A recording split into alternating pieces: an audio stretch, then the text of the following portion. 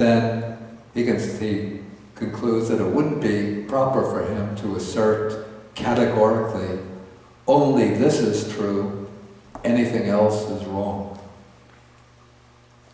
But now he's going to consider the consequences. Okay, so as for the view that there are definitely no immaterial realms, if this position is true, then it is certainly still possible that I might be reborn among the gods of the fine material realms, that is the form realm, who consist of mind. But that is, it would seem to me that he's saying that I would have some motivation for practicing the jhanas and then taking rebirth in the form realm. But if I accept that there are no immaterial realms, then I have no motivation for trying to practice beyond the jhanas to reach the immaterial meditations. Okay, but now, as for the teachers who hold that there definitely are immaterial realms, if their word is true, then it is certainly possible that I might be reborn among the gods of the formless, of the immaterial realms, who consist of perception. That is, if he accepts, the way I understand it, if he accepts that there are immaterial realms, then he'll have a motivation for practicing to attain the immaterial meditative states, and as a result of those attainments, he could be reborn in the immaterial realms. Okay, then again some reflection based on prudence. The taking up of rods and weapons, quarrels, brawls, disputes, recrimination, malice, and false speech are seen to occur based on material form. That is, we have bodies, and because we have bodies, there can be physical weapons, and with our bodies we have speech, and so we can quarrel with one another, dispute with one another, backbite, and engage in false speech. But in the formless realm, or immaterial realms, where there are no bodies, there's no physical violence, none of these types of malicious or harmful speech. So reflecting in this way, he practices to turn away from material form in order to achieve the formless meditations with the aim of gaining rebirth in the formless realms. Okay, so this is considered maybe the wiser position. It seems that the Buddha doesn't actually here try to adjudicate between the two positions, but the implication is that for a meditator it's wiser to accept the position that there are the formless states, even though they're not desirable as the final goal of the spiritual life. But for one who seeks to be freed from the limitations and the drawbacks in material form, having a belief in formless realms serves as a motivation for practicing meditation to transcend the form realm. Okay, now we come to the last pair of opposing views, which is, well, the first view is that there is definitely no cessation of being. This is, the expression used here is bhava nirodha, which elsewhere is used as a synonym for nibbana.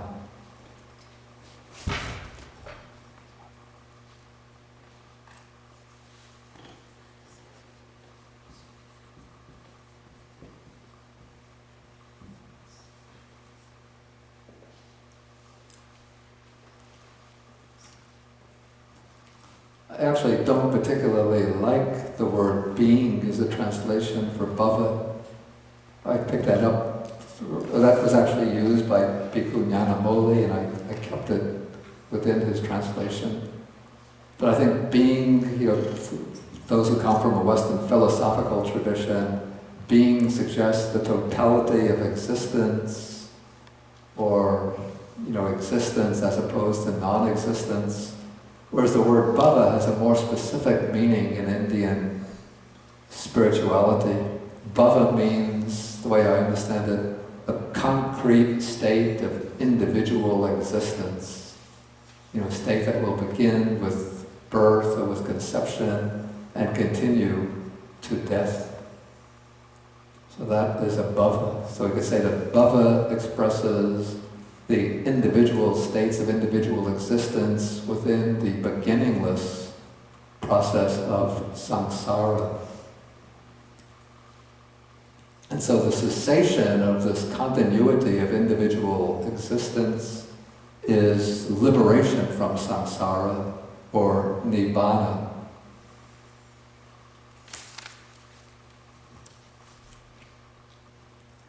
Okay, so that is the view of some ascetics who seem to be holding that there's no liberation from samsara, or maybe they hold that since the person completely expires with death, that there's no need to seek any kind of spiritual liberation from samsara.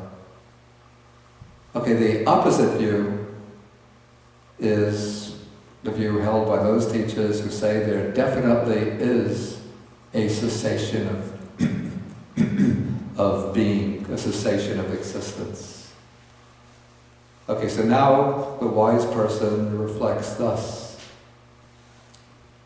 Okay, he reflects that some teachers say there's definitely no cessation of being, but that hasn't been seen by me. And other teachers say there definitely is a cessation of being, but that has not been known by me. So if I were to take up either of these positions and say, this is the truth, the opposing position is wrong, that wouldn't be appropriate, because I don't know or see this for myself. So now he reflects on the consequences.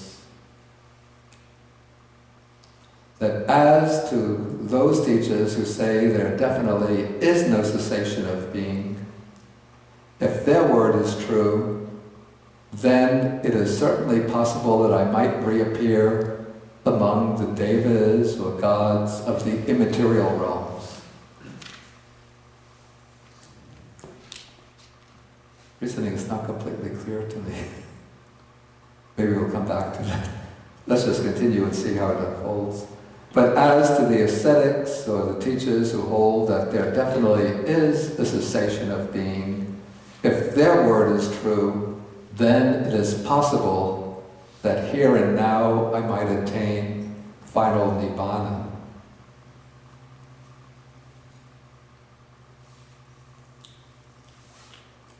I think now, let's continue. Okay, then he considers the view of those teachers who hold that there definitely is no cessation of being is close to lust, close to bondage, close to delighting, close to holding, close to clinging. But the view of those teachers who hold that there definitely is cessation of being or cessation of existence is close to non-lust, non-bondage, non-delighting, non-holding, non-clinging. And so reflecting thus, he practices the way to disenchantment with being or with states of existence, to the fading away and cessation of being or of concrete existence.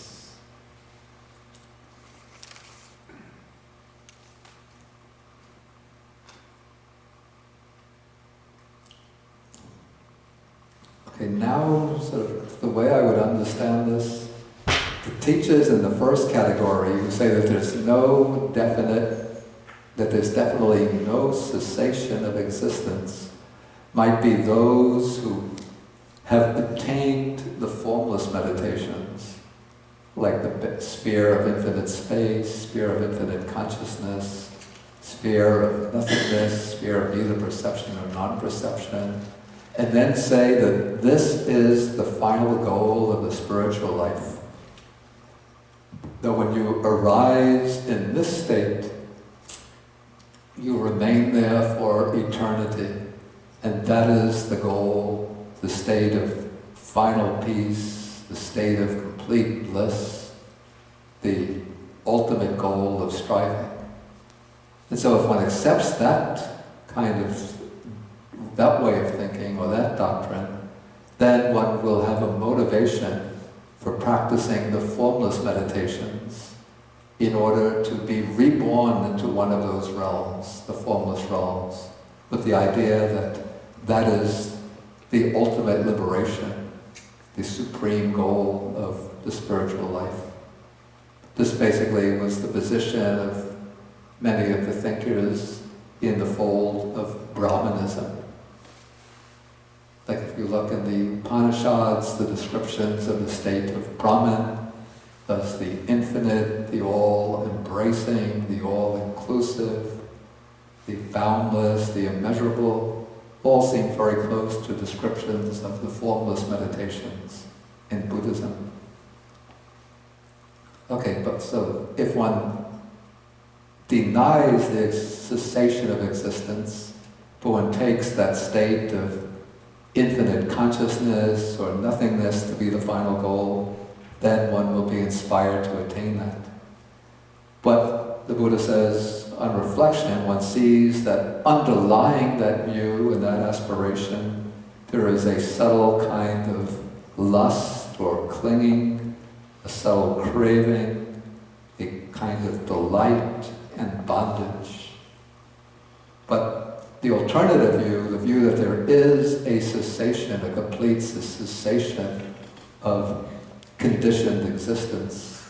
In other words, that there is a state of nibbana, a state of complete liberation. That view, if one accepts that view, then one will have a motivation for practicing the path that leads to liberation. So one considers that the view that there is definitely cessation of existence is sort of pointing in the direction of the absence of lust, the absence of craving, the absence of delight, the absence of clinging. And so based on that reflection, then one will practice the way to disenchantment, to dispassion, and to the cessation of conditioned existence. Okay, maybe any questions on this passage? Seems impossible. They take the microphone. It just seems relentless and impossible. Impossible? What?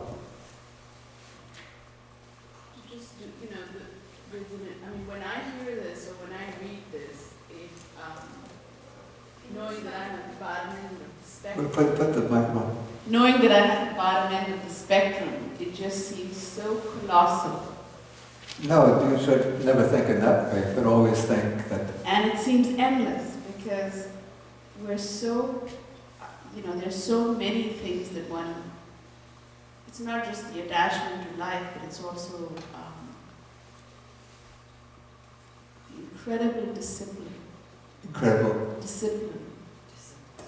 Discipline. Discipline.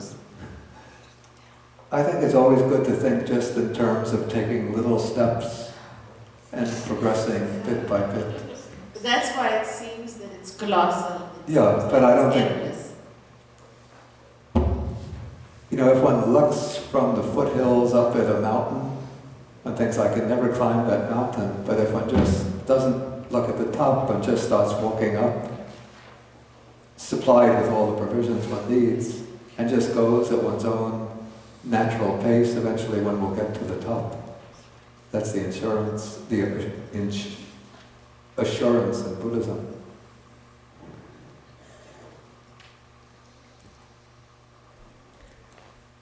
Okay, the rest of the sutta, I just want to wrap it up, is actually just a kind of recapitulation of what was taught laid out in earlier suttas. Sutta 51, which we didn't take because we took Sutta 27, which lays out this whole scheme of the gradual training. And so actually here the Buddha, through the gradual training, he's showing really the way to the Nibbana, or the cessation of being. And he concludes in paragraph 40 to 55 with the liberated one who can declare birth is destroyed, the holy life has been lived, what had to be done has been done, there is no more coming back to any state of being. And when the Buddha describes that person, then the Brahmin householders of Sala say, magnificent Master Gautama, magnificent Master Gautama. Then they go for refuge to the Buddha, Dharma, Sangha, and they become lay disciples who have gone for refuge for life. Okay, we'll have to stop here, and then we'll break for the lunch. And then after lunch, then we can come back, maybe about 12, 12:10, and then we can have discussion of any questions that remain. Okay, and if you can't come back, next week we'll have the class, and next week we'll take a rather short but quite important sutta that merits a fair amount of thought. This is the shorter discourse of advice to Rahula, Sutta number 61 of the Majjhima Nikaya. Okay, so let us end with the sharing of the merits.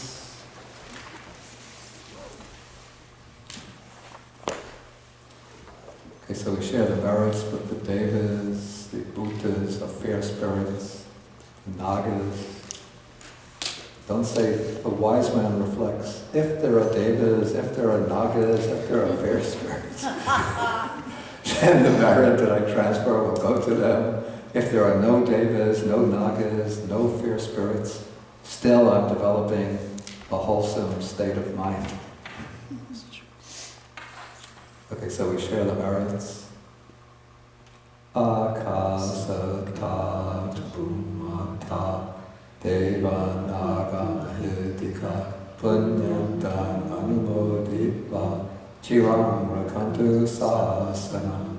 Akasata bhumata devanaga mahitika punyantang anumoditva chiram rakantu desana.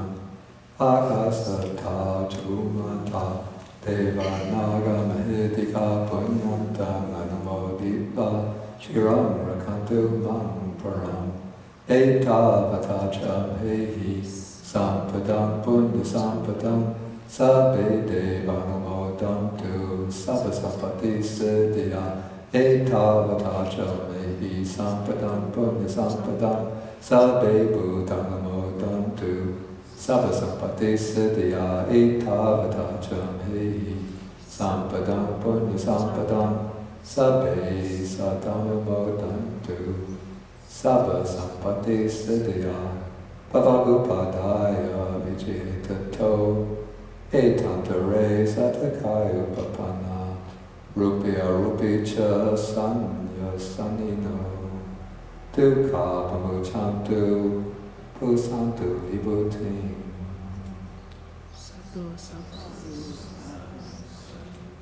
Okay, then we stand.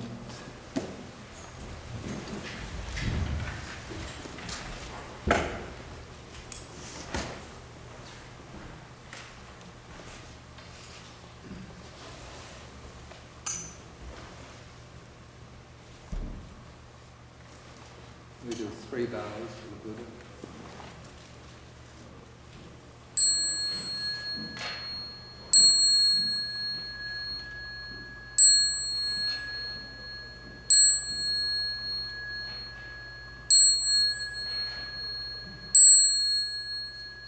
Bow to Bandai.